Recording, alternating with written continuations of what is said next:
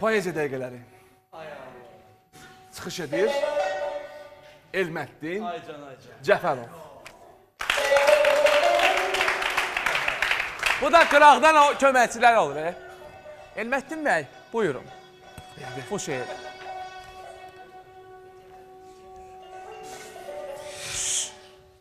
Tikin, tikin.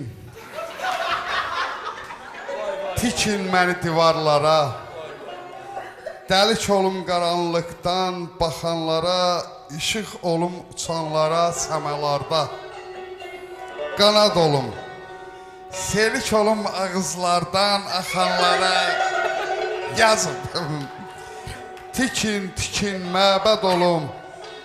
Nizələrə taxın məni, tökün məni küçələrə, badələrə süzün məni. Zirvələrdə yüksəklərə çapın məni.